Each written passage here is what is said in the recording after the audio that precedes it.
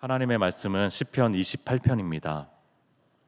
시편 28편 1절부터 9절까지 말씀 우리 한 절씩 교독하면서 봉독하도록 하겠습니다.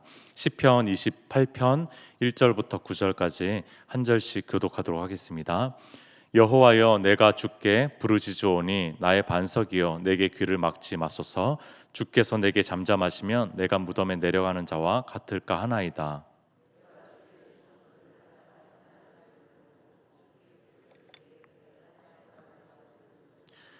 악인과 악을 행하는 자들과 함께 나를 끌어내지 마옵소서. 그들은 그 이웃에게 화평을 말하나 그들의 마음에는 악독이 있나이다.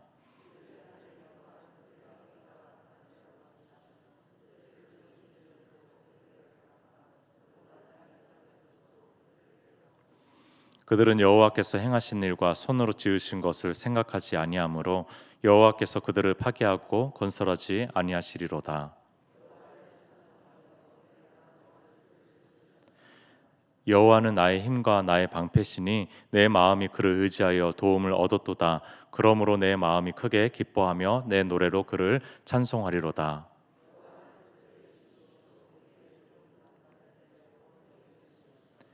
다 같이 주의 백성을 구원하시며 주의 산업에 복을 주시고 또 그들의 목자가 되시어 영원토록 그들을 인도하소서.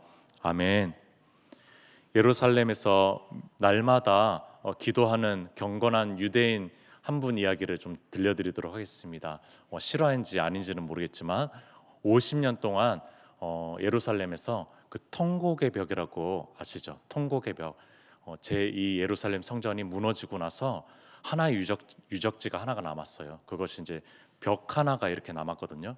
그것은 이제 통곡의 벽이라고 했는데, 저도 이제 예루살렘에 가보고 하니까 그 빵떡 모자를 쓴 유대인들이 그렇게 이제 통곡의 벽 앞에서 벽을 향해서 제2성전의 그 영광을 생각하면서, 지금은 이제 성전이 없어졌으니까요, 그것을 생각하면서 계속 기도하고 날마다 기도하고 많은 사람들이 그렇게 모여가지고 그렇게 기도하더라고요.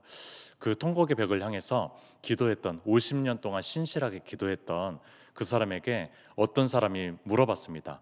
기도의 습관에 대해서 좀 알려주세요. 기도하니까 어떠셨어요? 라고 물어보니까 이 사람이 이렇게 얘기했어요.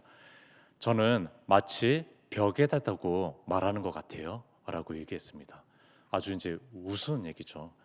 실제로 이제 벽에다 대고 기도했으니까요. 근데 이 사람이 얘기하는 거는 이런 의미가 있는 거죠. 내가 기도하고 기도했는데 마치 대화 상대자가 없어진 것 같아요.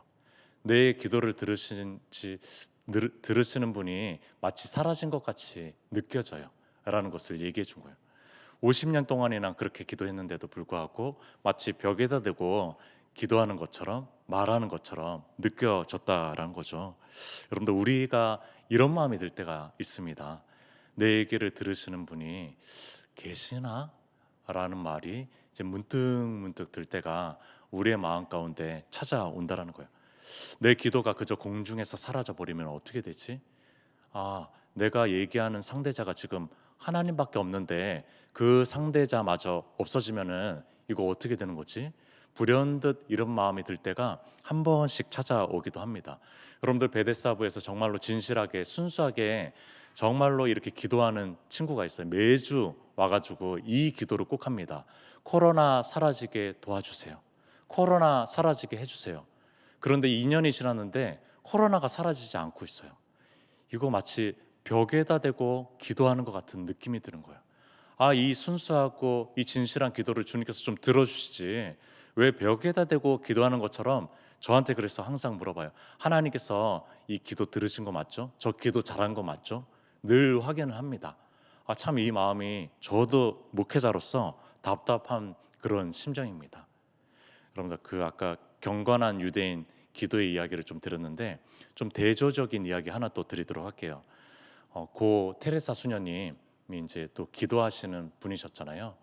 그래서 한 기자가 그 테레사 수녀님을 존경하는 기자분이 테레사 수녀님에게 찾아와가지고 어떻게 기도하십니까? 어떤 대화들을 하십니까? 물어봤어요. 테레사 수녀님, 당신은 어떤 말을 하나님께 하세요?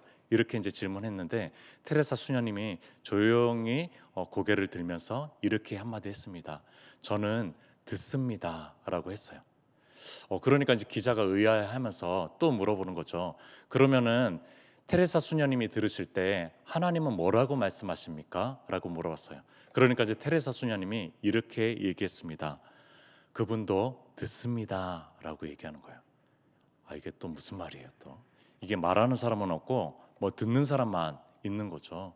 여러분들 이 기도의 본질, 테레사 수녀님은 기도의 본질에 대해서 듣는 것이라고 얘기한 거예요. 말을 하는 거지만 그러나 말보다 듣는 것이라고 얘기하고 있는 것입니다. 여러분들 이 대조적인 두 가지의 이야기를 드렸습니다. 이 대조적인 이야기 너무나 다르죠. 한쪽은 듣지 않는 것 같아요. 한쪽은 듣는 것 같아요. 여러분들 그러나 여기에 이제 두 가지의 이야기의 핵심은 결국에는 하나님의 들으심이라는 거예요. 여러분들 기도의 아주 중요한 핵심 중에 하나는 하나님의 들으심이라는 겁니다. 여러분들 사실 우리 주님께서 우리가 아뢰 것을 미리 다 알고 계세요. 그러니까 여러분들이 부르짖어서 기도하셔도 작은 나지막한 신음소리로 하셔도요, 심지어 구어를 표현하지 못해서 그냥 마음으로 또 행동으로 그냥 눈물로 기도하셔도요, 주님께서는 그 기도의 내용들을 다 미리 알고 들으셔요. 문제는 우리 편에서의 문제예요. 우리 편에서. 여러분들 우리는요, 주님이 말씀하지 않으면요, 주님이 응답하시지 않으면은 내 기도를 들으셨나? 내 기도를 어떻게 생각하시지? 도대체 내 기도를 들으신 거는 한 건가? 여러분들 이런 생각이 드는 거예요. 왜냐하면 우리는 주님의 마음을 모르니까요. 주님께서 들으셨는지 안 들으셨는지 어떻게 파악을 할 수가 있겠어요? 그렇기 때문에 우리 편에서 이렇게 문제가 되는 거죠. 주님이 들으신 것 정도 들으시는 분이라는 것은 교리적으로 성경적으로 우리가 충분히 알지만 진짜 내 기도를 들으셨나? 주님께서 응답하시지 않으면은 이것에 대해서 굉장히 혼란스럽고 답답해지고 그런 마음이 든다라는 거죠.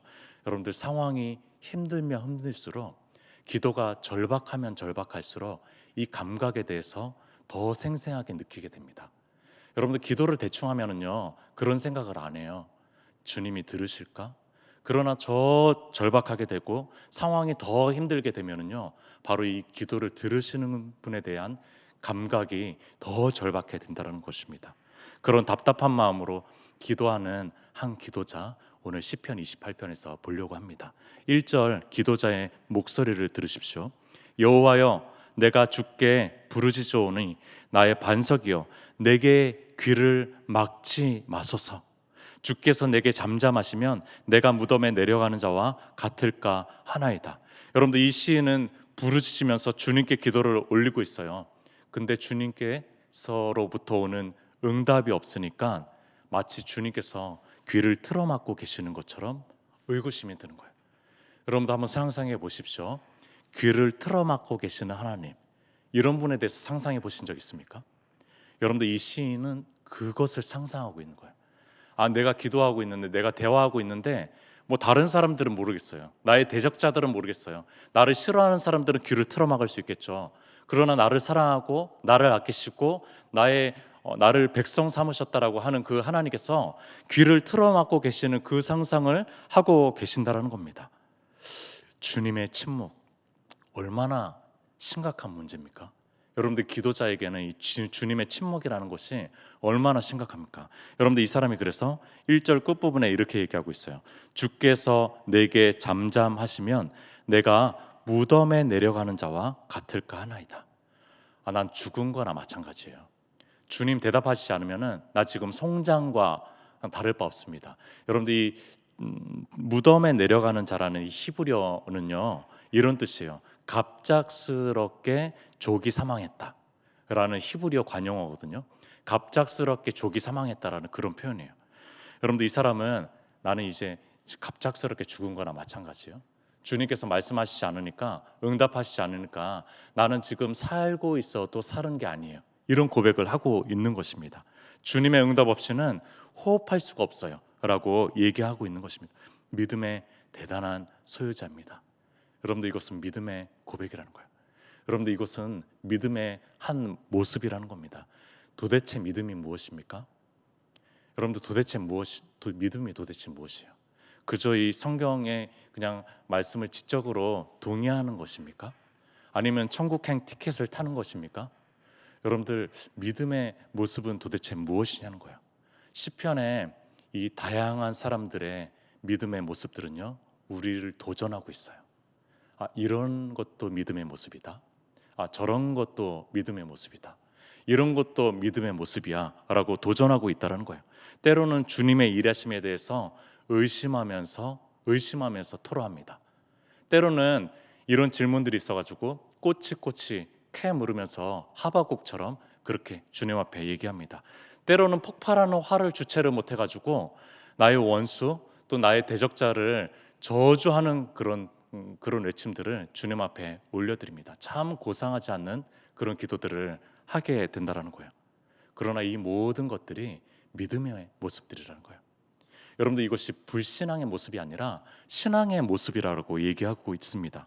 여러분들 오늘 이 기도자는 도무지 내 기도를 듣지 못하시는 것 같다라는 아주 좀 상식과 반하고 하나님에 대한 신학과 너무나 반하는 그런 폭언을 터뜨리고 있는 것입니다.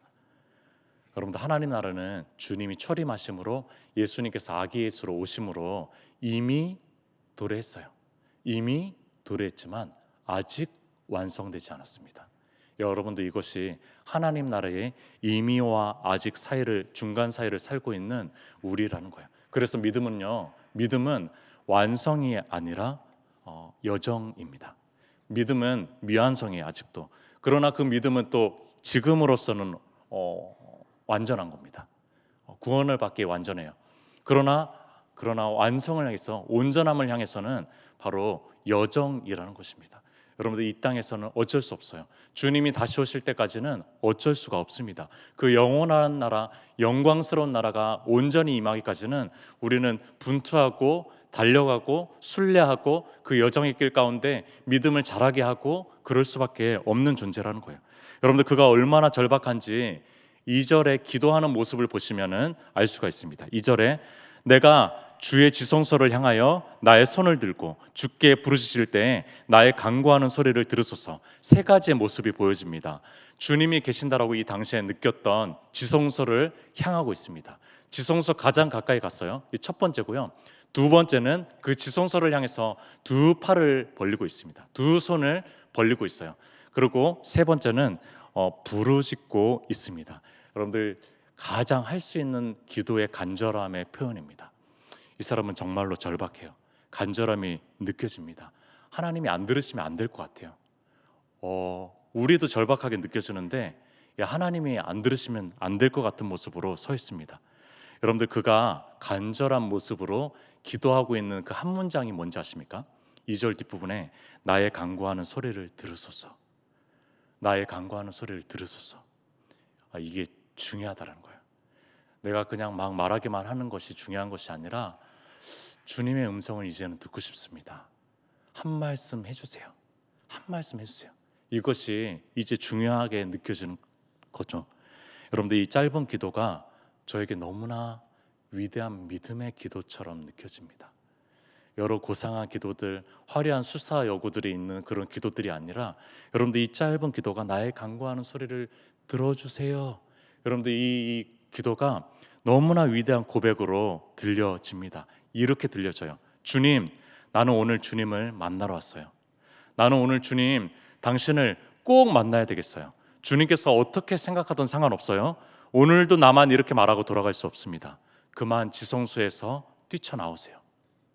제발 이 초인종을 무시하지 말고 그 지성소에서 제발 뛰쳐나오세요. 제발 내 곁에 계셔가지고 작은 소리라도 좋으니까 작은 세미한 음성을 들려주세요. 당신의 마음을 나눠주세요. 어떤 말이라도 좋아요. 내게 당신의 음성이 필요합니다. 내게 당신의 그런 응답이 필요합니다. 여러분들 이 간구라는 거예요. 하나님이 이 기도자의 기도 외침에 응답했을까요? 여러분들 응답했을까요? 6절을 보도록 하겠습니다. 여호와를 찬송하며 내 간구하는 소리를 들으심이로다. 아멘. 오늘은 조금 마음이 편합니다. 응답해 주셔서 좀 마음이 편해요. 여러분들 이 목회자의 심정인가 봐요. 이게 목회자가 누군가 어떤 성도님을 위해서 기도하고 했을 때 듣고 싶어하는 말은요, 아, 나 기도 제목이 응답 받았어요. 이 한마디예요. 우리 더 많이 기도하시는 우리 성도님들은 잘 아시잖아요. 중보기도의 가장 큰 보람은 뭐예요? 아, 그 기도 응답 받았어요. 이 한마디 듣는 거, 이 한마디 듣는 것 때문에 우리는 기도하는 거잖아요. 여러분들 그 한마디를 지금 듣고 있는 거예요. 우리가 이 시편에 이 간절하게 호소하는 이 시편 28편의 이 기도자에게 이 이야기를 듣고 있는 거예요. 한숨이 내쉬는 거죠. 안도의 한숨이 내쉬는 거죠. 여러분들 그러면서 7절에 이렇게 나옵니다. 여호와는 나의 힘과 나의 방패시니 내 마음이 그를 의지하여 도움을 얻었도다. 그러므로 내 마음이 크게 기뻐하며 내 노래로 그를 찬송하리로다. 여러분들 이 사람은 주님을 이제 노래하는 거로 바뀌기 시작합니다. 그러니까 6절부터 완전 분위기가 바뀌기 시작해요. 5절까지는 굉장히 음울했거든요. 그러나 이제 6절부터는 굉장히 분위기가 바뀌면서 찬송과 감사와 기쁨으로 바뀌기 시작합니다. 얼마 전에 한 가정을 신방했습니다. 우리 베데스다 가정이니까 뭐 삶이 녹록지가 않죠. 근데 그 가족 구성원 중에서 한 집사님이 이런 이야기를 해주셨어요. 그 집사님이 지금 굉장히 어려운 깊은 터널을 지나가고 있거든요. 어려운 사건으로 인해서 많이 힘들어하고 있습니다. 근데 그분이 이렇게 얘기해 줬어요. 상황은 너무 힘들고 고통스러운데 이상하게 교회에 가서 예배드리고 기도하면은 평안이 찾아와요. 이 한마디를 해주시는 거예요. 다른 이야기 구구절절 얘기하지 않고 평안이 찾아와요. 참 이상해요 목사님, 이상해요 목사님, 이렇게 얘기해 주는 거죠. 여러분들 신앙은 참 신비로움이 있습니다. 신앙은 논리와 어떤 설명으로 다 할 수 없는 그런 신비로움이 있다는 거예요. 여러분들 그렇습니다. 신앙은 설명이 아니라 고백입니다. 고백이요. 이 집사님의 고백이죠. 여러분들 믿음은요, 논리가 아니라 감사와 찬양과 기쁨입니다. 여러분들 이 기도자는 그것에 대해서 너무나 잘 알고 있었던 거예요. 뭐 이것에 대해서 설명할 필요가 없어요. 어떤 응답을 받았는지가 중요한 것이 아니에요. 이 사람이 중요한 것은 주님께 감사를 고백하는 거예요. 주님께 기쁨을 터뜨리는 겁니다. 주님께 찬송의 목소리를 올려드리는 거예요. 이것이 중요하다는 것을 아는 거죠. 뭐 이것이 신앙적으로 어떻게 응답이 왔고 어떤 논리로 이루어지는지 도대체 모르겠어요. 그러나 내가 주님을 지금 고백하고 있는 것이 중요하다는 것을 너무나 잘 알고 있는 것이죠. 여러분들 이 기도의 위대함 알잖아요. 우리가 감히 하늘 아버지를 아빠라고 부를 수 있다니, 우리를 하나님의 백성, 하나님의 아들과 딸로 삼아주신다라니, 이 덧없는 존재의 작은 이 두 손을 주님께서 붙잡아 주신다니, 여러분들 이것은 놀라운 일입니다. 이 기도의 일이라는 것이 놀라운 일이라, 그것에 응답해 주셨다라는 것은 더 큰 위대한 사건인 거죠. 여러분들 오늘 시편에서 한 가지 주목하기 원하는 단어 하나가 있습니다. 그것을 보고 마치도록 하겠습니다. 바로 손이라는 단어인데요, 히브리어로는 야드라는 단어입니다. 야드, 여러분들 들어보셨을 거예요. 여호와의 강한 팔, 여호와의 손, 하나님의 손. 여러분들 이 손이라는 야드라는 단어가 3번이 출현합니다. 3번. 여러분들 이것은 손, 팔이라는 단어 의미지만요, 구약 성경에는 뭐 강한 권세, 힘, 능력, 뭐 이것을 의미하는 단어이기도 합니다. 여러분들 3번 나오는데 2절 보겠습니다. 내가 주의 지성소를 향해 나의 손을 들고. 첫 번째는 기도자의 손입니다. 기도자의 손. 자, 두 번째는요, 4절입니다. 그들이 하는 일과 그들의 행위가 악한 대로 갚으시며 그들의 손이 나옵니다. 두 번째는 악행자의 손입니다. 악행자의 손. 세 번째 손은 5절에 나옵니다. 그들은 여호와께서 행하신 일과 손, 여호와의 손이 나옵니다. 첫 번째는 기도자의 손이에요. 두 번째는 악행자의 손입니다. 세 번째는 여호와 하나님의 손이 나오고 있어요. 첫 번째, 두 번째는 보이는 손입니다. 세 번째는 보이지 않는 손이에요. 자, 그럼 이 손들이 어떻게 만나는지에 따라서 인생이 바뀌는 거죠. 여러분들 첫 번째는요, 악행자와 하나님의 손 한번 생각해 봅시다. 악행자의 손은요, 하나님의 손을 보지 못합니다. 하나님의 손을 자각하거나 인식하지 못합니다. 하나님의 손을 생각하지 못합니다. 그러니까 5절에 이렇게 나오고 있어요. 그들은 여호와께서 행하신 일과 손으로 지으신 것을 생각하지 아니하므로, 생각하지 못합니다. 여러분들, 그래서 이 악행자의 손은요, 자신의 손을 의지하게 됩니다. 자신의 손을 더 강화시키려고 합니다. 그렇게 자신의 손을 더 의지하고 의존하고 자신의 손으로 뭔가를 다 하려고 합니다. 그래서 자신의 손이 두려운 거죠. 그래서 그 마음에 자신의 손은 평강이 없는 거죠. 그러다가 결국에는 그 두려움의 실체를 만나게 되죠. 하나님의 손에 심판을 받게 되는 거죠. 이것이 악행자의 손과 하나님의 손이 만났을 때입니다. 두 번째입니다. 기도자의 손과 하나님의 손이 만났을 때입니다. 여러분들, 기도자의 손은 하나님의 손을 믿음으로 바라봅니다. 이 보이지 않는 손이 보이는 거죠. 여러분들, 기도하는 사람은 하나님의 손이 보이는 사람들입니다. 그러니까 7절에 이렇게 얘기합니다. 여호와는 나의 힘과 나의 방패이시니 내 마음이 그를 의지하여 도움을 얻었도다. 여러분들, 그 마음이 그를 의지하는 거예요. 여러분들, 여기서 나오는 힘과 방패라는 것은 그 당시에 가장 현실적인 단어입니다. 군대 시절이었으니까요. 군사 시절이었으니까요. 이 당시에 방패, 힘, 공격하는 힘은요, 가장 중요한 현실적이고 실존적인 그런 힘이었습니다. 여러분들, 그것이 하나님이라고 얘기하고 있어요. 그 고백을 하고 있는 겁니다. 그 기도의 하나님의 손은 실제적으로 도와주고 있는 손이에요. 여러분들, 이 사람이 하나님의 손을 막 붙잡았다라고 생각을 했어요. 그런데 시간이 지나고 나서 점점 깨달아가는 것은 무엇이냐면요, 내가 하나님의 손을 붙잡은 것이 아니구나. 하나님의 손이 나를 붙잡고 있었구나. 하나님의 신실하시고 하나님의 강력한 손이 내 손을 붙잡고 있었구나 라는 것을 깨닫게 된 거예요. 내가 신실한 줄 알았는데, 내 기도가 신실한 기도였는 줄 알았는데, 내 기도가 힘 있는 기도였는 줄 알았는데, 하나님의 손이 그런 신실함이었구나. 하나님이 부지런하셨구나. 하나님이 졸지도 쉬지도 주무시지도 않았구나. 하나님이 내 손을 붙잡아서 이 기도의 자리 가운데 이렇게 끌어오신 거구나 라는 것을 깨닫게 되는 거예요. 여러분들, 그러니까 기도자의 손은 하나님의 손을 더 붙잡게 되는 거예요. 그런 손이었지, 그런 손이었지 라고 하면서 하나님의 손을 더 붙잡게 되는 겁니다. 기도의 선순환이죠. 기도와 또 더 기도하게 되고 또 기도하게 된다는 거예요. 세 번째, 기도자의 손이 악행자의 손을 만나면 어떻게 될까요? 여러분들, 악행자의 손은요, 기도하는 손을 무시합니다. 기도하는 손을 멸시합니다. 대단치 않게 봅니다. 보잘것없게 봅니다. 너희는 왜 그렇게 기도해? 라고 얘기합니다. 그 시간에 더 많이 자기 개발을 하는 게 좋지 않겠어? 그 시간에 더 많이 돈을 버는 게 좋지 않겠어? 그 시간에 뭔가 더 좋은 사람들을 만나고 필요한 사람들, 도움이 있는 사람들을 만나는 것이 좋지 않겠어? 라고 무시합니다. 여러분들, 그러나 이 악행자의 손은 기도자의 손을 붙잡고 있는 하나님의 손을 못 보니까 그런 거죠. 여러분들, 그러나 기도자는 그것에 개의치 않습니다. 여러분들, 기도자의 손은요, 그것에 개의치 않고 오히려 마음의 평강을 누립니다.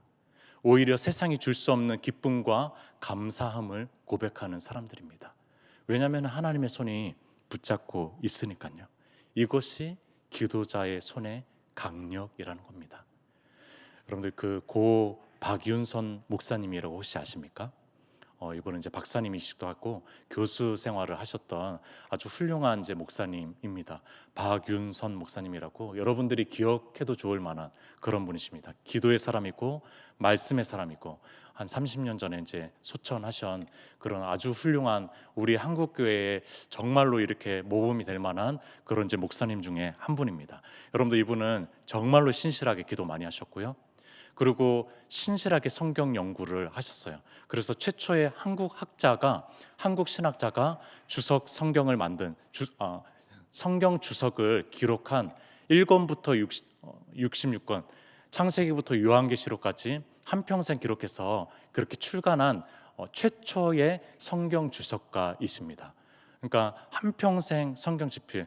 여러분들 생각해 보세요. 1970년대, 80년대 그때 뭐 컴퓨터가 있어요, 뭐가 있어요? 손으로 다 집필하는 거예요. 그 성경 주석을. 그런데 늘 신실하게 기도하면서 성경 집필을 하셨던 분입니다. 근데 그분은 정말로 기도하셨던 분이거든요. 그분이 기도에 대해서 한마디 해주십시오라고 했는데 이런 얘기를 해주셨어요. 기도할 때 어떤 것이 좋습니다. 어떤 것이 좋습니까? 라고 물어보니까 이분이 이렇게 얘기해 주셨어요. 기도의 유익은 평생 기도하게 되는 것이다. 좀 이상하죠. 이런 말이에요. 기도는 기도다라는 그런 말입니다. 이정훈은 이정훈이다라는 말이에요. 여러분들 이것은 무슨 얘기냐면요. 기도했을 때 받는 가장 큰 복은 세상이 줄 수 있는 복이 아니라는 거예요. 뭐 세상에서 얻을 수 있는 복은 너희가 노력해서 얻으면 되지 그런 것이 아니라는 거죠. 기도했을 때 얻는 가장 큰 유익은 주님의 손을 평생 붙잡고 살아갈 수 있는 유익이라는 거예요. 여러분들 우리는 그것을 잘 아는 새벽 기도자들이잖아요. 여러분들 기도했을 때 가장 큰 유익은요, 주님의 손을 평생 붙잡고 살아갈 수 있다는 거예요. 와, 얼마나 큰 복이에요. 여러분들 얼마나 큰 유익이야. 세상에 그런 것들이 아니라 여러분들 그 전능하시고 하늘 천성에서 우리를 기다리시고 영광스럽게 우리에게 뭘 좋은가 가장 좋은 것을 주시려고 하시고 여러분들 우리에게 가장 좋은 거 자신의 독생자 아들을 내어주신 그분의 손을 평생 붙잡고 살아갈 수 있는 것, 여러분들 이것이 기도의 가장 큰 유익이라고 박인선 목사님이 얘기해 주셨다는 거예요. 여러분들 세상의 복들이 이 기도 응답으로 오지 않더라도 여러분들 그것이 가장 큰 복이 아니겠어요? 여러분들 우리에게 그것이 가장 큰 유익이 아니겠습니까? 그 안에서 찾아오는 참된 평안, 그 안에서 찾아오는 참된 기쁨, 찬양을 드릴 수 있는 그 마음들, 여러분들 이것이 주님의 손을 꼭 붙잡고 사는 그런 유익 아니겠습니까? 우리 귀한 그렇게 마음으로 기도하실 수 있는, 기도하고 계시는 새벽 성도님들이 계셔서 너무나 감사합니다. 그런 담임 목사님을 모실 수 있어서 너무나 감사합니다. 그런 은평교회에서 함께 기도할 수 있어서 너무나 감사합니다. 그런 우리 믿음의 여정 함께 끝까지 갔으면 좋겠습니다. 함께 기도하도록 하겠습니다. 주님께서 우리에게 또 이 시편 28편의 기도자를 통해서 또 하나님께서 우리의 응답하시고 함께 하시고 또 우리의 신음소리조차 들어주시는 것에 대해서 우리가 조금 더 알게 됐는데, 우리 이 시간, 기도의 시간들이 더 주님 앞에 진실하고 또 순수한 마음으로 드려지는 그런 기도가 될 수 있도록 주님 인도하시옵소서. 또한 어떤 기도 제목이든 어떤 신앙의 모습도 좋습니다. 주님 앞에 또 정직함으로 나아갈 수 있기를 소망합니다. 또한 우리 가운데 있는 절박함의 그런 기도 제목들이 있다면은 그런 것들 주님 앞에 또 고백하면서 나아갔으면 좋겠습니다. 우리 주여 한번 외치고 기도하도록 하겠습니다.